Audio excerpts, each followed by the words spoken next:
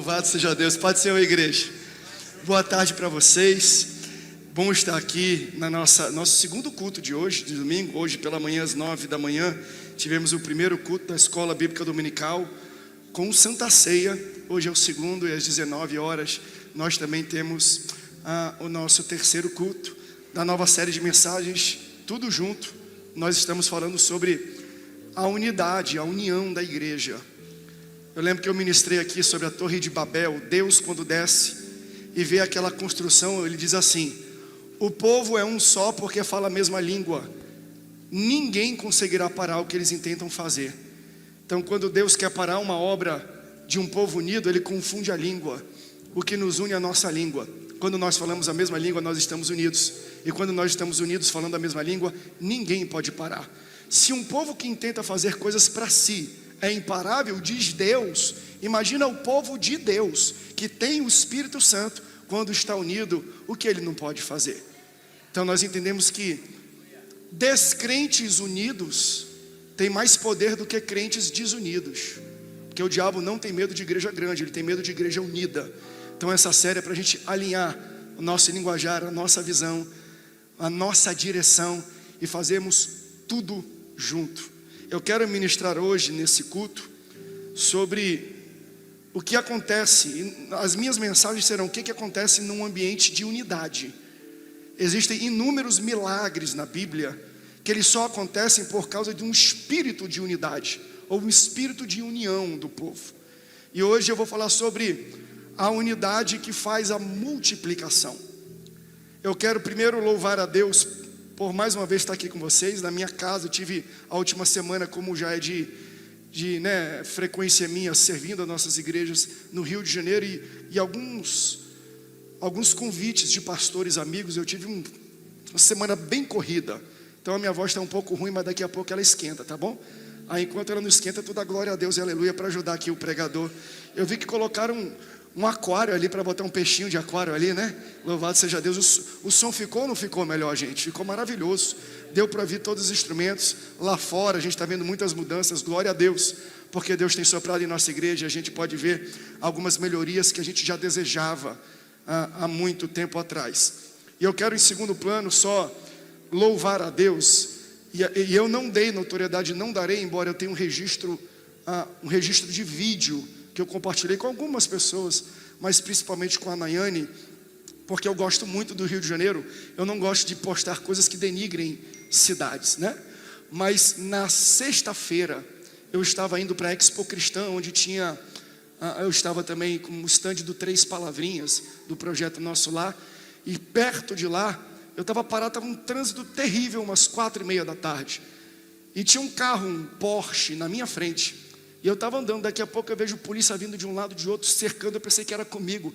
Eles saem do carro e começam a atirar no carro que está na minha frente. Na frente, assim, esse. E ele abre a porta e começa a atirar atrás para a igreja. O sangue de Jesus tem poder. Eu me abaixei, peguei o celular, tentei filmar alguma coisa. Quando eu vi que o tiro estava comendo solto, eu falei: vai pegar no celular aqui. Eu abaixei assim para a altura. Deus deu livramento. Ninguém foi ferido, graças a Deus. Não só a mim, mas ninguém ali foi ferido. Prenderam as pessoas que parecem aparentemente roubaram aquele carro, estavam levando pessoas dentro desse carro. Mas se não é o Senhor para cuidar da gente, fala a verdade, quem é? Hoje de manhã eu estava ministrando lá em Caçapava, e depois da minha pregação, a pastora Helena Raquel, que inclusive vai pregar na conferência de mulheres, pregou também. Ela falou assim: gente, e ela entrou com essa ministração. Eu não falei nada para ninguém. Ela começou a falar: gente, quem traz a segurança e nos dá a segurança é Deus. Porque a gente acha que botando 7 cadeados no portão, a gente vai impedir que pessoas entrem e nós nos sentiremos seguros. Ela falou: aí a tua casa entra em incêndio, tu morre queimado porque tu não tem tempo de abrir o cadeado que você colocou. Entende? Se não for Deus na nossa vida, eu nem sei. Glória a Deus pelos livramentos que Ele dá para mim e para você. E eu quero só compartilhar isso porque vocês são a minha casa, a minha família, e eu sei que vocês ficariam felizes. Eu não vou colocar, o vídeo é tenso. Eu começo a dar uns: Senhor, teu sangue está amarrado. Crente é bom. Pelo menos a minha esposa falou: tu é crente mesmo, né? Porque tu começou a falar: Senhor, está amarrado, sangue de Jesus tem poder. Qualquer outra pessoa numa situação dessa, né? O velho homem aflora.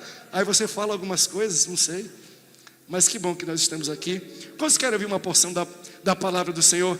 Vamos entender e estudar um pouco sobre o poder da união, da unidade do povo de Deus, mas não só dentro da igreja. Hoje eu quero falar sobre a importância de sermos unidos, termos boa convivência com as pessoas que estão ao nosso redor, com a comunidade, com os vizinhos, com o bairro, com o centro da cidade, com os segmentos da sociedade. É bom você ter bons relacionamentos, você estar em paz, estar em concordância, porque em momentos que Deus precisa fazer algo grande na sua vida, às vezes a gente precisa dessas pessoas. Eu quero que você leia comigo, segundo livro dos Reis, capítulo 4, versículo 1. Olha o que diz o texto. Certa mulher, viúva de um dos discípulos dos profetas, clamou a Eliseu dizendo: o meu marido, seu servo, está morto, e o Senhor sabe que esse seu servo temia ao Senhor Deus, mas veio o credor para levar os meus 2 filhos como escravos. Eliseu perguntou à mulher: o que eu posso fazer por você? Diga-me, o que você tem em casa? E ela respondeu: a tua serva não tem nada em casa, a não ser um jarro de azeite. Então Eliseu disse: vai e peça emprestadas vasilhas a todos os teus vizinhos, vasilhas vazias, e muitas vasilhas, muitos vasos. Depois de pegar todos os vasos, entre em casa, feche a porta atrás de você e dos seus filhos, e derrame um azeite em todas aquelas vasilhas. Ponha à parte as que forem ficando cheias. A mulher foi embora dali e fechou a porta atrás de si e dos seus filhos, e estes lhe passavam as vasilhas e ela os enchia. Quando todas estavam cheias, ela ainda perguntou para um dos filhos: traga-me mais um vaso, mais uma vasilha. Mas ele respondeu: não há mais vasilha nenhuma. Então o azeite parou. Então ela foi e contou ao homem de Deus, e ele disse: vai, vende o azeite, paga a tua dívida, e você e os seus filhos vivam do que sobrar. Salmo 133, versículo 1 diz: ó, quão bom e quão suave é que os irmãos vivam em união. É como óleo precioso sobre a cabeça, que desce sobre a barba de Arão, e que desce a orla das suas vestes, como orvalho do Hermon, que desce sobre os montes de Sião, porque ali o Senhor ordena a bênção e a vida para sempre. Se você ama a palavra de Deus, diga: eu amo a Bíblia. União é um ambiente de bênção. Ó, quão bom e quão suave é que os irmãos vivam em união, porque ali o Senhor ordena a sua bênção e vida para sempre. Essa história que nós lemos, e é conhecida da igreja, essa leitura e essa história, é de uma mulher que vive um grande problema. O seu marido, que pelo texto é quem traz o sustento para casa, a gente pode subentender isso, ele vem a uma morte. A Bíblia não cita a causa da morte, só diz que ele morre. E quando ele morre, ela entra num estágio quase que desespero. E o texto e o versículo 1 diz: certa mulher, viúva, então ele já subentende, o marido morreu, de um dos discípulos dos profetas, clamou a Eliseu. Então ela mandou chamar Eliseu onde Eliseu estava, para a gente poder ter uma ideia e entender o contraste. E quando eu digo contraste de um profeta de Deus, eu posso aplicar às vezes até a nossa vida. Essa semana eu falei para você, eu tive que sobreviver tiroteio, aí depois disso fui para uma expo, e depois estava à noite pregando, aí no outro dia almoçando com almoço de negócio. Você entende? A nossa vida é cheia de contrastes, e Deus nos acompanha em todos os momentos da nossa vida. Para a gente entender o tamanho do contraste desse texto, nós lemos o capítulo 4, para entender onde estava Eliseu, porque ele foi chamado por ela ou pelos seus filhos. Ela clamou, mandou algum emissário, alguém falar: olha, você precisa ir na casa daquela irmã, que ela está precisando de uma visita, ela está passando por apuros, ela precisa de uma intervenção, de uma palavra do profeta. Isso acontece no capítulo 4, só que no capítulo 3, você vai ver, depois vê na sua Bíblia aí, Eliseu dando conselhos para reis. Ele está no palácio, aconselhando, porque o reino de Israel, tanto o reino do sul quanto o reino do norte, estavam em guerra, entrando em guerra com os moabitas. Então o profeta Eliseu estava com o rei Jorão e com o rei Josafá, dando indicações e conselhos de guerra, para trazer livramento para 2 reinos, para 2 reis e para uma nação. Depois dele sair do palácio e dar conselho para reis, ele entra numa casa simples para dar conselho para uma viúva.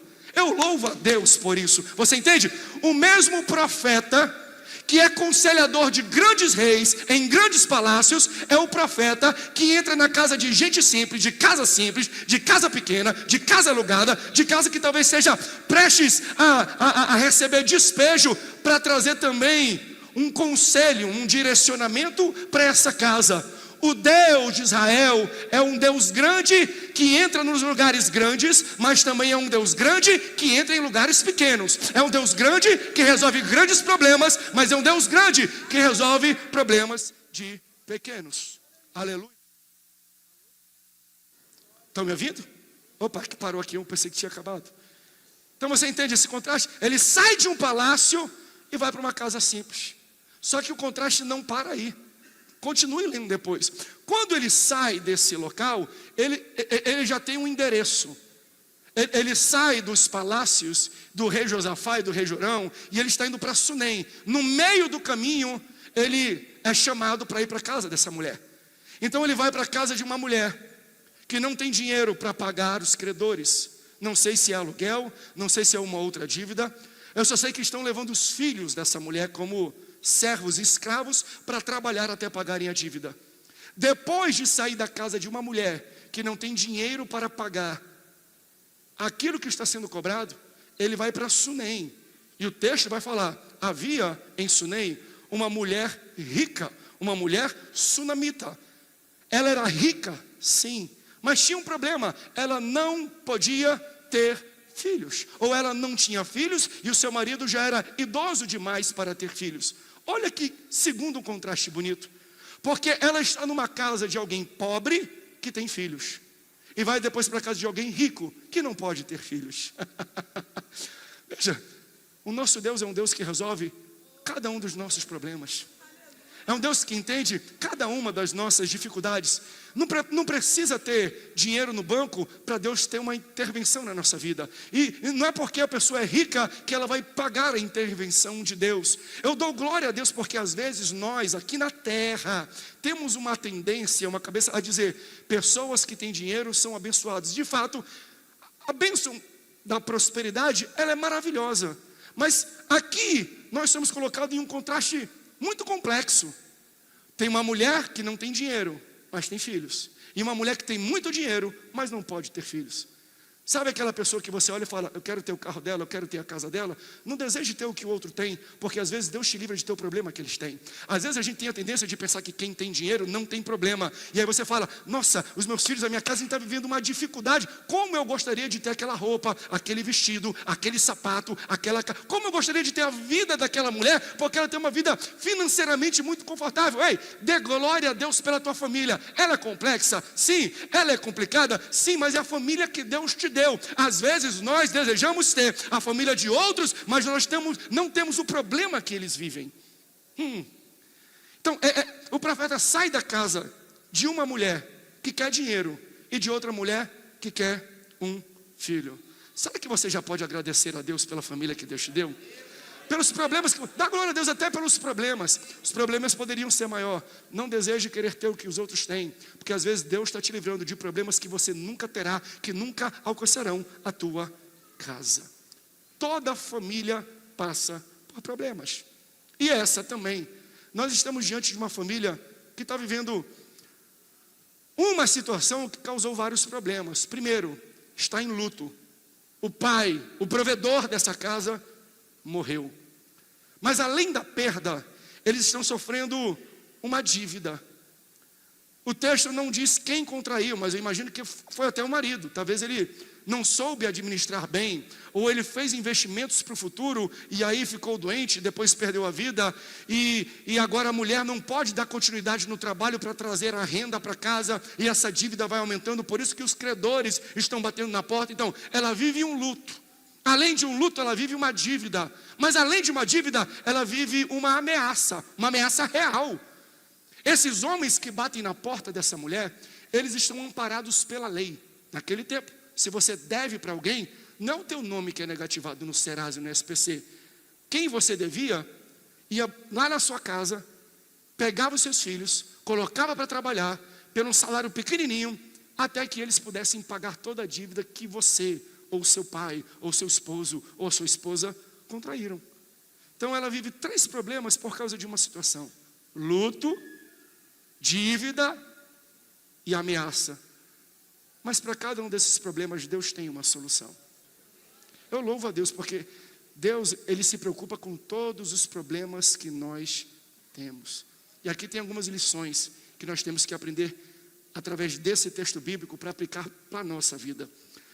Porque quando ela percebeu que o negócio estava se agravando, ela procurou ajuda. Pode parecer simples o que eu estou dizendo, mas eu digo isso como um profeta hoje na casa do Senhor. Às vezes, nós pastores que servimos a casa do Senhor, somos os últimos a sermos procurados num problema que vocês vivem. Isso entristece o nosso coração. E não quero dar indiretas ou bater em alguém, mas você entende? Às vezes, nós vamos sentar para conversar com casais que estão vivendo problemas no relacionamento. E quando os casais chegam com a gente, falam assim: pastor, a gente veio aqui porque já falamos com o advogado, já falamos com o juiz, já está tudo marcado, está tudo certo. Eu falei: você procura um advogado, uma audiência e um juiz antes de falar com um pastor? Porque a última coisa, às vezes, que eles procuram é um profeta. Ei, se você quer ajuda no que você está vivendo, procure ajuda. Se você está se sentindo mal no corpo, você vai para um médico. Se você está ruim da cabeça, vai para um psicólogo. Mas quando você está vivendo questões espirituais, quem é que você procura? Deus colocou homens de Deus, servos e sacerdotes nessa casa para servir você. Não fique com vergonha. A nossa igreja não é esse ambiente. Quantas vezes nós não criamos estruturas e até pregamos sobre isso, porque às vezes a gente lida com situações de: pastor, não quis não, porque ele está envergonhado, ela está envergonhada, eu não queria expor isso para você. Se você não pode expor para o pastor, para quem é que você vai expor? Como é que você vai conseguir ter ajuda se você não chama, se você não procura um profeta? Procure pessoas que possam te ajudar. Um advogado, ele não vai querer trabalhar na tua reconciliação, ele ganha dinheiro quando você separa. É no divórcio, é no processo. É a mesma coisa de juiz. Procura um pastor, é muito mais simples, é muito mais fácil. Procure um homem de Deus que possa te ajudar. Quando eu digo procurar ajuda, não é qualquer ajuda. Uma ajuda que pode, que tem autoridade. Como é que você vai buscar conselhos de sucesso com gente fracassada? Como é que... Não é no arrasta para cima não, querido. De gente que não entende o que está falando, mas ganha dinheiro com o desejo dos outros. Quando você vai procurar ajuda, procure ajuda no local e com as pessoas certas. Eu louvo a Deus pela tecnologia, eu louvo a Deus pelos pastores e pregadores da internet. Mas não busque conselho desses pastores, porque eles nem conhecem. Quando essa mulher quer ajuda, ela fala: eu preciso que o profeta venha na minha casa, porque o meu esposo servia a ele. Ele conhece os meus filhos, ele conhece a minha família, ele já nos visitou, ele apresentou o meu filho. Procure ajuda de quem conhece, de quem é próximo de você, porque você é abençoado pela mensagem de um pregador na internet. Mas eu duvido que ele vai na tua casa fazer uma oração por você, visitar alguém no hospital, vai lá no velório de alguém da tua família. Procure os pastores e os profetas que Deus colocou no teu alcance. Por favor, gente. Problema não é resolvido postando na internet. Como é que alguém pode me ajudar com isso? Estou passando isso. Ei, Facebook não vai te dar prescrição de remédio ou de terapia. O Mark Zuckerberg não pode te ajudar. O TikTok, o máximo que o TikTok vai fazer para você se sentir melhor é te ensinar uma dancinha. O máximo. Então, para de ficar postando coisa no Facebook. E começa a colocar o teu face no book e na palavra de Deus. E começa a buscar de Deus, que é a única fonte. Porque o que Ele tem para você é bom, é agradável, é perfeito, é o melhor. E Ele tem os profetas, Ele tem os líderes, Ele tem os seus servos para ajudar a sua igreja. Pode parecer bobo o que eu estou falando, mas você não tem ideia quantas pessoas não buscam a ajuda de pastores porque tem vergonha de expor a sua vida justamente para quem eles deveriam expor. Se você não pode expor para o seu líder que está aqui para te ajudar, para quem você vai expor? Não exponha primeiro os seus problemas de casamento, de relacionamento, para um advogado. Ele não tem a palavra de salvação, de reconciliação. Às vezes não é o Espírito Santo que está falando através da boca dele. Existe profeta aqui nessa igreja. Existe profeta nessa casa. E todos estão dispostos a ajudar você e a sua família. Então ela procura o profeta. Eu vou na pessoa certa. E aí quando o profeta chega, ela nos dá uma lição extraordinária.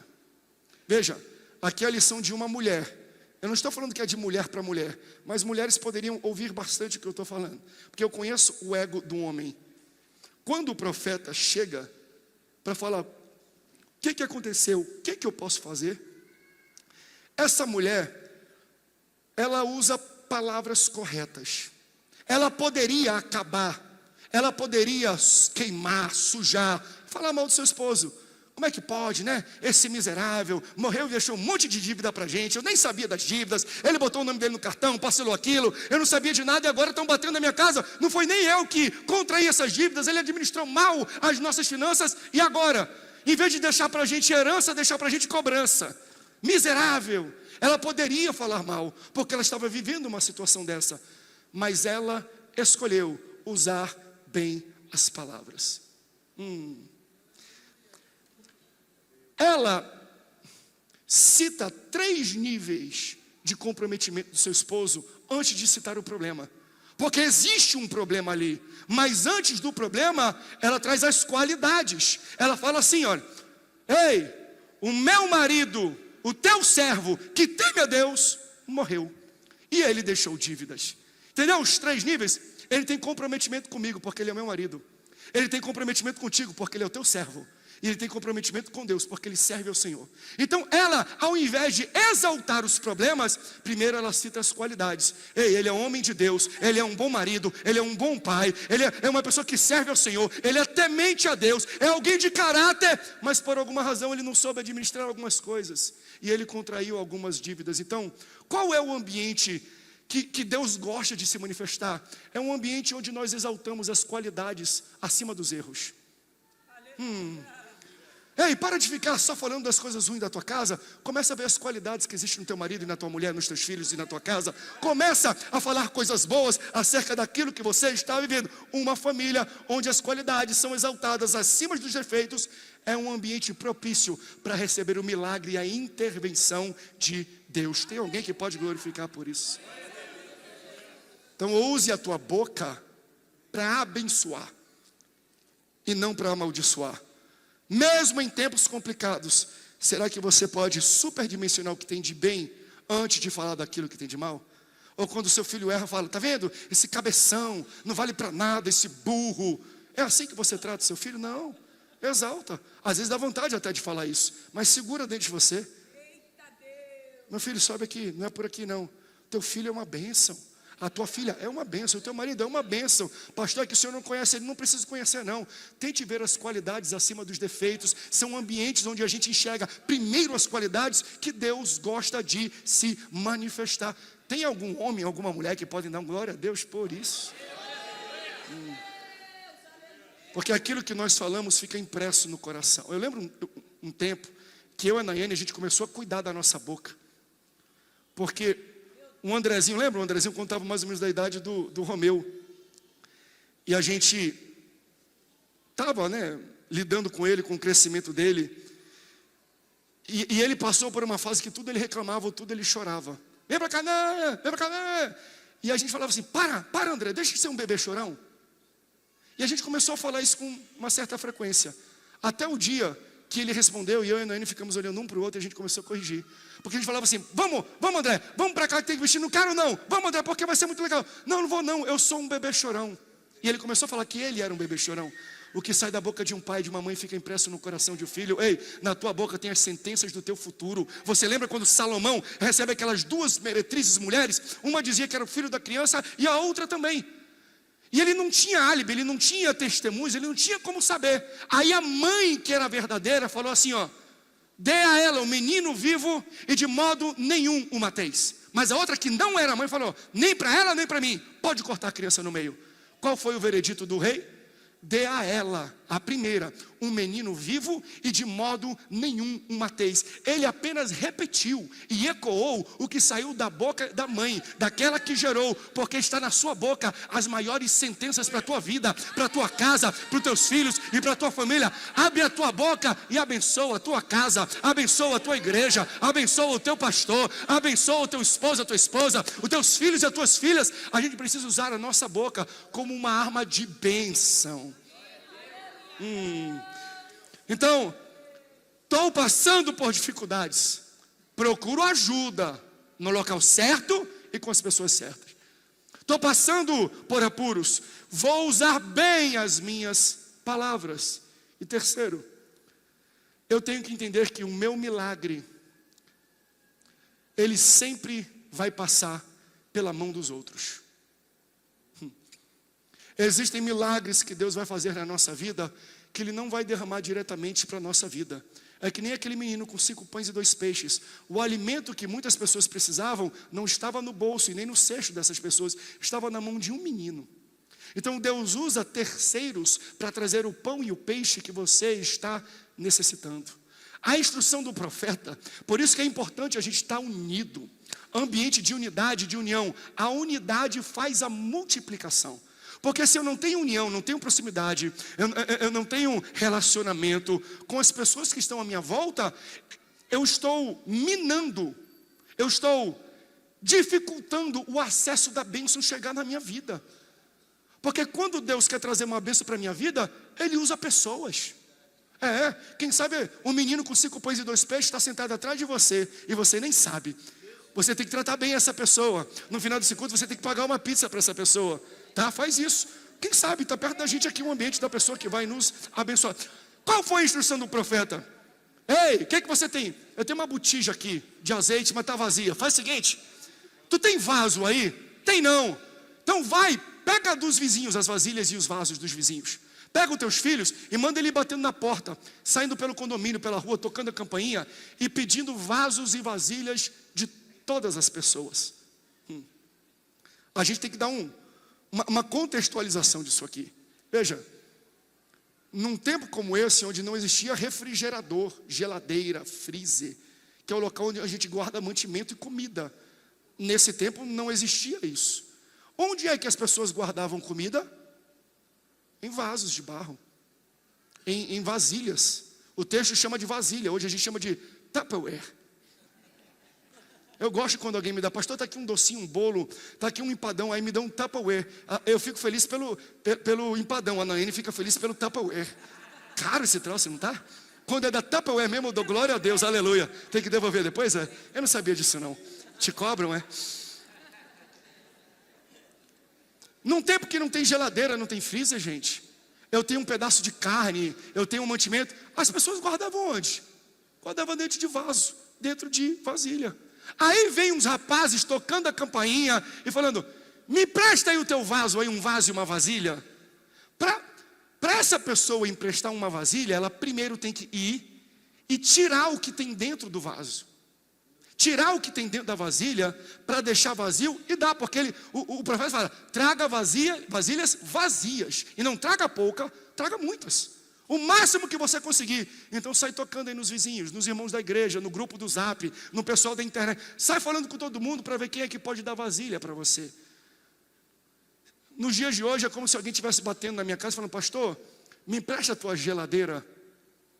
Irmão, eu só tenho uma geladeira, tá? Não sei se tem gente. Se alguém me pede a geladeira emprestada, eu vou ter que ter um trabalhão para esvaziar a geladeira.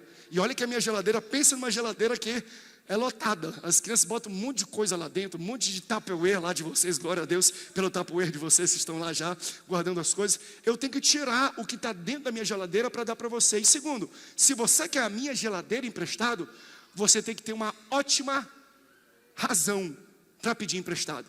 Eu não vou dar para você a minha geladeira se você só pedir a geladeira. Eu vou falar, vem aqui. Qual é?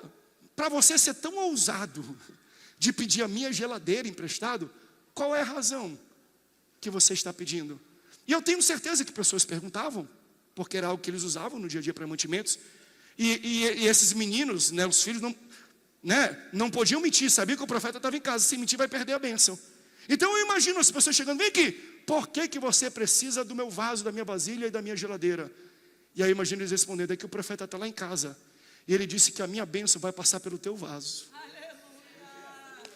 É porque o homem de Deus está lá, e ele disse que o que Deus tem para a nossa vida vai passar por aquilo que você está me dando nesse momento. Você entende que um ambiente da multiplicação é um ambiente da união. Se você fala mal do vizinho, se você fala mal da pessoa que mora na tua frente, fala mal das pessoas, depois vocês vão precisar do vaso e da vasilha, vocês não vão ter onde colocar a bênção que Deus quer derramar na vida de vocês. A unidade, a união, a boa convivência. Ó, quão bom e quão suave é que os irmãos vivam em união, porque ali o Senhor ordena a sua bênção. Então o que ele está falando é, me empresta, eu vou te devolver, mas Deus vai derramar aí dentro a bênção que Ele vai dar na minha vida. O meu milagre, a minha multiplicação passa pela tua vasilha. Meus irmãos, como corpo de Cristo, como família, não tem como nós pensarmos diferente. Sendo servos em alguma função de serviço na igreja, ou crentes que são generosos, fiéis a todos os projetos da igreja, nós temos que entender que aqui dentro vão se levantar pessoas que vão pedir as nossas vasilhas emprestadas. E quando a gente confere, empresta as nossas vasilhas, o que nós estamos dizendo é, pega aqui, eu concordo com o que Deus vai fazer na tua vida. Eu estou dizendo amém para o projeto, para o milagre, para a intervenção de Deus na tua vida. Talvez você não tenha vasilha em casa, talvez você não tenha onde depositar ou usar aquilo que Deus quer usar. Eu quero te emprestar a minha fé, eu quero te emprestar a minha provisão, eu quero emprestar para vocês a minha estrutura, eu quero emprestar a minha vasilha para vocês, porque a minha alegria é ver Deus abençoando cada um de vocês com aquilo que Ele colocou na minha vida. Não é isso que nós fazemos como pastores, como servos, é a gente pegar o nosso dom, o nosso talento, a unção que Deus derramou para pregar, para instruir, para servir. O que nós estamos fazendo é, está aqui a minha vasilha, pode usar ela, que o que eu mais quero é ver a bênção de Deus sendo derramada e multiplicada e acrescentada na tua vida através de alguma coisa. É um privilégio poder participar daquilo que Deus está realizando na tua vida. Para mim, como pastor, é um privilégio ver os milagres que nós estamos vendo aqui na igreja. Vendo pessoas que têm projetos, estão crescendo, estão bombando, está crescendo empresa. É a minha alegria ver pessoas, esse ano como nunca, os próximos 2 ou 3 meses, eu nunca fiz tanto casamento como eu farei nos próximos 2 ou 3 meses, de pessoas que se conheceram aqui na igreja e falam assim, pastor, a gente quer convidar o senhor para fazer o nosso casamento. Sabe o que eu falo? Eu vou te dar a minha vasilha, está aqui o meu vaso, porque a minha alegria é ver você conhecer a pessoa, vocês se apaixonarem, vocês terem compromisso um com o outro e vocês crescerem. Nós estamos num ambiente onde a bênção de Deus vai alcançar o próximo através do nosso vaso e da nossa vasilha. Tem alguém que está entendendo o que eu estou ministrando? Então, meus irmãos, eu quero profetizar. Deus vai colocar do lado de vocês pessoas que não vão medir esforços para ver a bênção de Deus sendo derramada sobre a vida de vocês. Em todas as áreas. Em todas as áreas. Sabe, desde que eu cheguei aqui, o meu prazer foi poder ajudar uma ou outra pessoa. Pastor, o senhor me empresta um dia um carro? Está aqui o carro. O senhor empresta isso aqui um dia? Está aqui o carro. Por quê? Porque, pastor, tem uma entrevista, tem uma oportunidade, tem um negócio. Eu falo, está aqui meu vaso, pega o meu vaso, pode usar meu vaso. Por quê? Porque vai ser a minha alegria ver Deus curando, Deus multiplicando e abençoando a tua vida. Isso aqui é espírito de unidade. Existem milagres que Deus ainda faz, mesmo quando às vezes não tem um espírito de unidade, mas são poucos.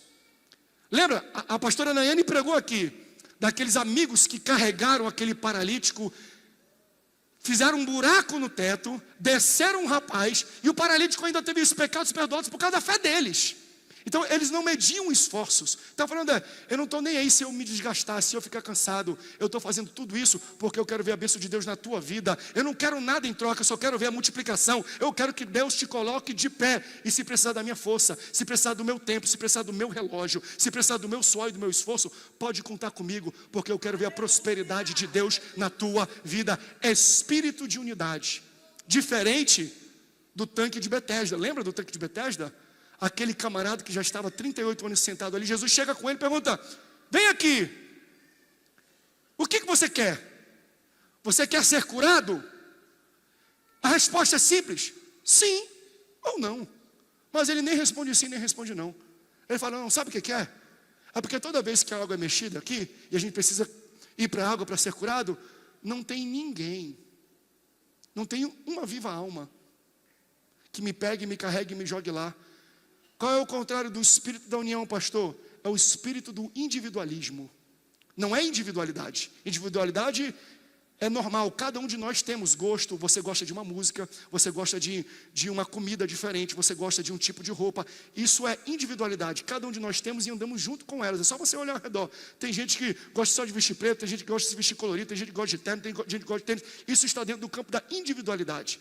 Individualismo é, eu só penso em mim. Então ele está num local que o texto fala que muitos jaziam ali.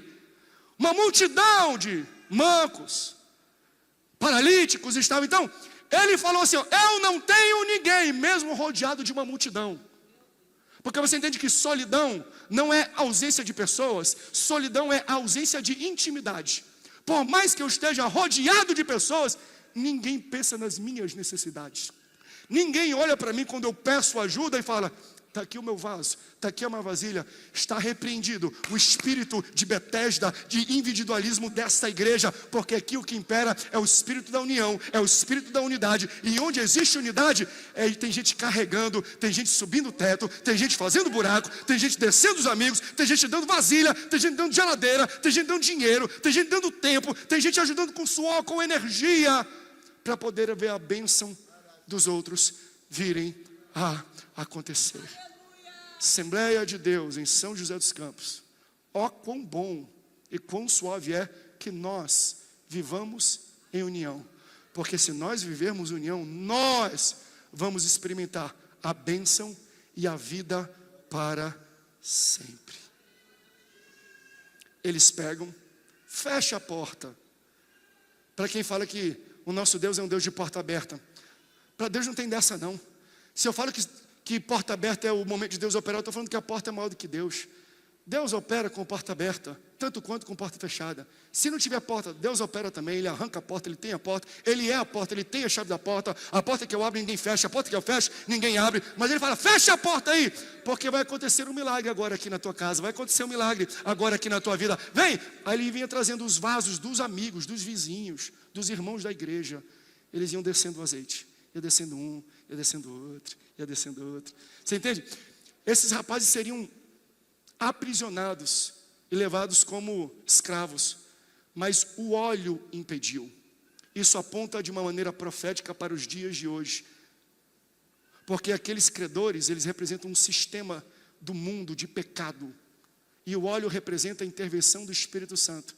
Os nossos filhos serão livres de serem aprisionados pelo sistema do mundo, se dentro da nossa casa estiver derramando o óleo do Espírito Santo. Ei, papai, ei, mamãe, você está fazendo o óleo do Espírito Santo ser derramado na tua casa? Tem oração na tua casa? Tem língua estranha na tua casa? Tem culto na tua casa? Tem louvor no som da tua casa? A Alexa, ela é crente ou ela é desviada na tua casa? Ela canta mais música do mundo ou mais música da igreja? Começa a derramar o óleo na tua casa, porque é o óleo da tua casa que vai impedir que seus filhos sejam aprisionados. Continua derramando aí, não tem mais. Então, o óleo cessou. O óleo não parou porque acabou a caixa d'água da unção. O óleo cessou porque acabou o vaso. Enquanto tem vaso, tem óleo. O questionamento aqui não é o quanto de óleo Deus tem, mas o quanto de vaso disponível tem para Deus derramar o óleo. Tem algum vaso aqui essa tarde disponível para falar, Senhor, derrama o óleo sobre Aleluia! Quando não tinha mais, o óleo cessou. Então, às vezes somos nós que dimensionamos o tamanho do nosso milagre. E o tamanho do nosso milagre é dimensionado pelas nossas conexões e a unidade que nós temos. Se eles fossem mal falados, malquistos entre os vizinhos, ninguém dava vaso. Mas como eles eram queridos, eles conseguiram muitos vasos. O tamanho da tua bênção é dimensionado pelo nível de unidade e união que tu tem com o próximo. Meu Deus! Quem está entendendo o que Deus está ministrando o Espírito Santo aqui para essa igreja? O nível de bênção que Deus vai derramar sobre a nossa igreja está totalmente ligado e dimensionado ao nível de unidade e de união que nós temos um com o outro. Portanto, pode tocar bem baixinho aí a música, que meu tempo já está indo 1 minuto e meio.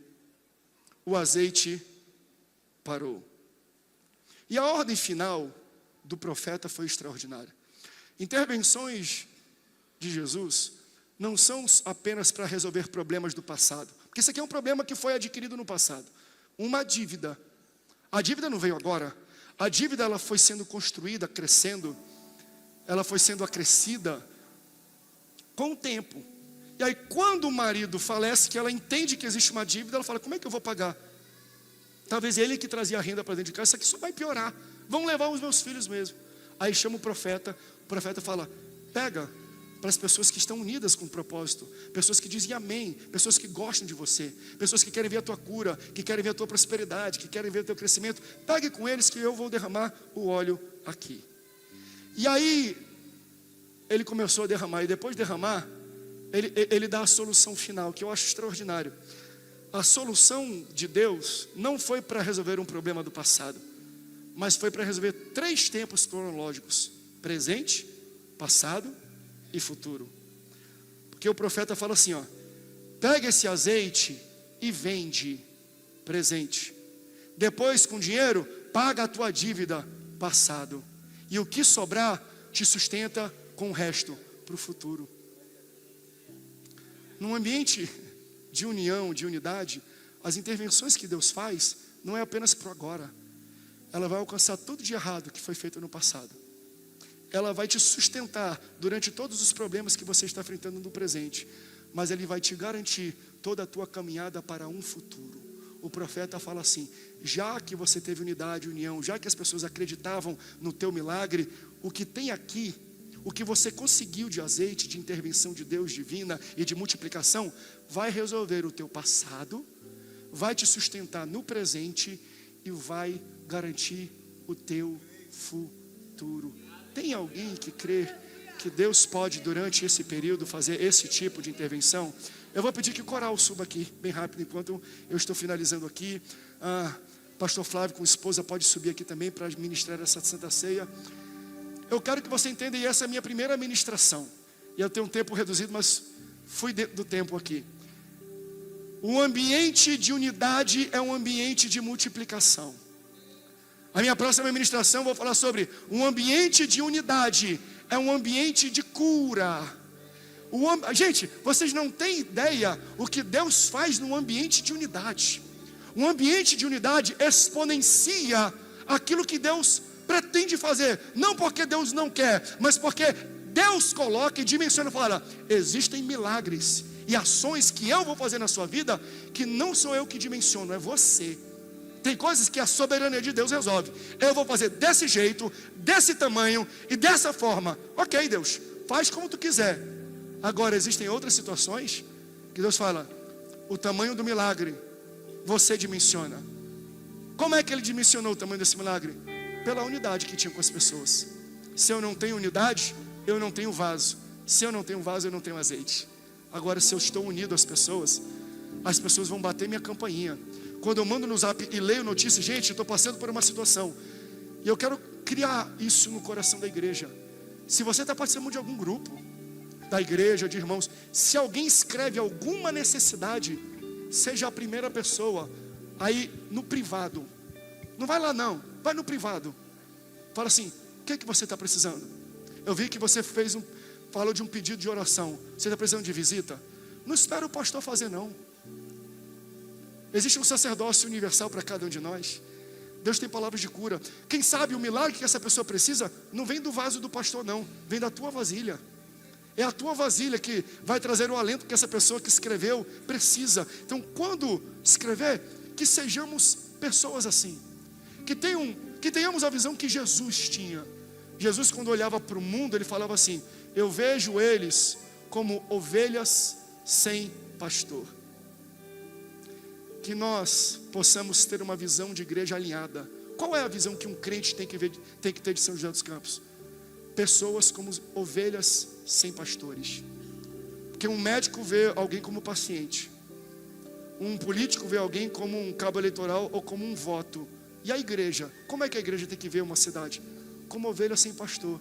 E se ele está sem pastor, Deus te chamou para ajudar e pastorear essa pessoa, para emprestar um vaso para essa pessoa e para abençoar a vida dessa pessoa.